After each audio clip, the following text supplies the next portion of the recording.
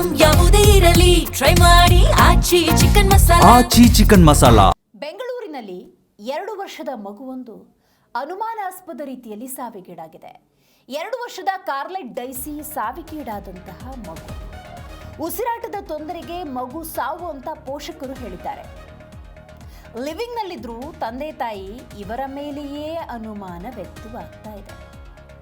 ಬಾಣಸವಾಡಿಯ ಇಂದಿರಾ ಸ್ಟ್ರೀಟ್ನಲ್ಲಿ ನಡೆದಿರುವಂತಹ ಘಟನೆ. ಜೇಸನ್ ಆಂಥನಿ ಮತ್ತು ರೋಸ್ಲಿನ್ ಲಿವಿಂಗ್ ರಿಲೇಶನ್ಶಿಪ್ನಲ್ಲಿದ್ದರು. ಈ ಜೋಡಿಗೆ ಹೆಣ್ಣು ಮಗು ಕೂಡ ಇತ್ತು. ಮೊನ್ನೆ ಇದ್ದಕ್ಕಿದ್ದಂತೆ ಮಗುವಿಗೆ ಉಸಿರಾಟದ ಸಮಸ್ಯೆ ಎದುರಾಗಿದೆ. ಆಸ್ಪತ್ರೆಗೆ ಹೋಗುವಷ್ಟರಲ್ಲಿ ಮಗು ಸಾವಿಗೀಡಾಗಿದೆ ಅನ್ನೋದು ಸದ್ಯದ ಮಾಹಿತಿ. ಆದರೆ ಆ ಲಿವಿಂಗ್ನಲ್ಲಿದ್ರಲ್ಲ ತಂದೆ ತಾಯಿ, ಅವರ ಮೇಲೆಯೇ ಅನುಮಾನ ವ್ಯಕ್ತವಾಗ್ತಾ ಇದೆ.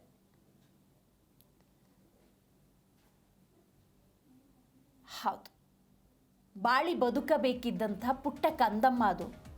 2 ವರ್ಷದ ಪುಟ್ಟ ಮಗು ಅನುಮಾನಾಸ್ಪದ ರೀತಿಯಲ್ಲಿ ಸಾವಿಗೀಡಾಗಿದೆ. ತಂದೆ ತಾಯಿ ಹೌದು, ಆದರೆ ಅವರು ಗಂಡ ಹೆಂಡತಿ ಅಲ್ಲ. ಲಿವಿಂಗ್ ರಿಲೇಶನ್ಶಿಪ್ನಲ್ಲಿ ಇದ್ದಂತಹ ಅವರಿಗೆ ಜನಿಸಿದಂತಹ ಮಗು. ಹಾಗಾಗಿ ಉಸಿರಾಟದ ಸಮಸ್ಯೆಯಿಂದ ಸಾವು ಅಂತ ಆ ತಂದೆ ತಾಯಿ ಹೇಳ್ತಾ ಇದ್ರು ಕೂಡ ಯಾಕೆ ಅನುಮಾನ ವ್ಯಕ್ತವಾಗ್ತಿದೆ ಅನ್ನೋದು ಇಲ್ಲಿ ಬಹಳ ಮುಖ್ಯ ಆಗತ್ತೆ. ಮಗು ಸಾವಿನ ಬಗ್ಗೆ ಆ ಲಿವಿಂಗ್ ರಿಲೇಶನ್ಶಿಪ್ನಲ್ಲಿದ್ದಂಥ ತಂದೆ ತಾಯಿ ಸ್ನೇಹಿತೆ ದೂರನ್ನು ಕೊಟ್ಟಿದ್ದಾರೆ. ಹಾಗಾದರೆ ಆ ಸ್ನೇಹಿತೆಗೆ ಯಾಕೆ ಅನುಮಾನ ಬಂತು? ಸ್ನೇಹಿತೆಗೆ ಏನಾದರೂ ಕ್ಲೂಸ್ ಇದೆಯಾ? ಇದು ಸಹಜ ಸಾವು ಹೌದಾ ಅಲ್ವಾ? ಎಲ್ಲ ಆಯಾಮದಲ್ಲೂ ಕೂಡ ತನಿಖೆ ನಡೀಬೇಕಾಗಿದೆ. ಹಾಗಾದರೆ ಸ್ನೇಹಿತೆ ಕೊಟ್ಟಂತಹ ದೂರಿನಲ್ಲಿರುವಂಥ ಪ್ರಮುಖ ವಿಚಾರಗಳೇನು? ಏನು ಅರಿಯದ ಪುಟ್ಟ ಕಂದಮ್ಮ ಅದು, ಬಾಳಿ ಬದುಕಬೇಕಿದ್ದಂತಹ ಕಂದಮ್ಮ ಅದು, 2 ವರ್ಷದ ಪುಟ್ಟ ಮಗು. ತಮ್ಮ ವಾಂಛೆಗಳಿಗೆ ಮಗುವಿಗೆ ಜನ್ಮ ಕೊಟ್ಟು ಆ ಮಗುವಿನ ಆರೈಕೆಯನ್ನು ಸರಿಯಾದ ರೀತಿಯಲ್ಲಿ ಮಾಡಲಿಲ್ಲ ಅನ್ನೋದಾದರೆ ಮಕ್ಕಳು ಯಾಕೆ ಬೇಕು ಅನ್ನುವಂಥ ಪ್ರಶ್ನೆಯನ್ನು ಹಲವರಿಗಾಗಲೇ ಕೇಳಿದ್ದಾರೆ. ಆ ಸ್ನೇಹಿತೆ ಕೊಟ್ಟಿರುವಂಥ ದೂರಿನಲ್ಲಿರುವಂಥ ಪ್ರಮುಖ ವಿಚಾರ, ಮಗುವಿಗೆ ತಾಯಿ ಹೊಡಿತಾ ಇದ್ರು, ಅದನ್ನು ನಾನು ನೋಡಿದ್ದೆ.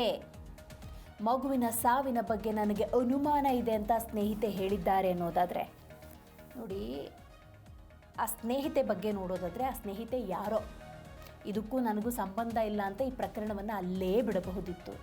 ಆದರೂ ಮುತುವರ್ಜಿಯಿಂದ ದೂರು ಕೊಟ್ಟಿದ್ದಾರೆ ಅನ್ನೋದಾದರೆ ಈ ಪ್ರಕರಣವನ್ನು ಗಂಭೀರವಾಗಿ ಪೊಲೀಸ್ನವರು ಗಮನಿಸಲೇಬೇಕಾಗಿದೆ, ತನಿಖೆ ಮಾಡಲೇಬೇಕಾಗಿದೆ. ನೋಡಿ, ಮಗುವಿನ ಮೈ ಮೇಲೆ ಗಾಯದ ಗುರುತುಗಳಿವೆ ಅನ್ನುವಂತಹ ಕೆಲವೊಂದು ವಿಚಾರ ಅನುಮಾನವನ್ನು ಇನ್ನೂ ಹೆಚ್ಚು ಮಾಡಿದೆ. ಉಸಿರಾಟದ ಸಮಸ್ಯೆ ಆದರೆ ಗಾಯದ ಗುರುತುಗಳು ಯಾಕಾಯಿತು?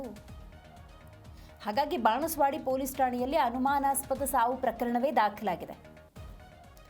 ಮರಣೋತ್ತರ ಪರೀಕ್ಷೆ ಸಲುವಾಗಿ ಆ ಮೃತದೇಹವನ್ನು, ಪುಟ್ಟ 2 ವರ್ಷದ ಕಂದನ ಮೃತದೇಹವನ್ನು ಅಂಬೇಡ್ಕರ್ ಆಸ್ಪತ್ರೆಗೆ ರವಾನೆ ಮಾಡಲಾಗಿದೆ. ಮರಣೋತ್ತರ ಪರೀಕ್ಷೆಯ ವರದಿ ಬಂದ ನಂತರ ಈ ಸಾವಿಗೆ ಅಸಲಿ ಕಾರಣ ಗೊತ್ತಾಗುತ್ತೆ.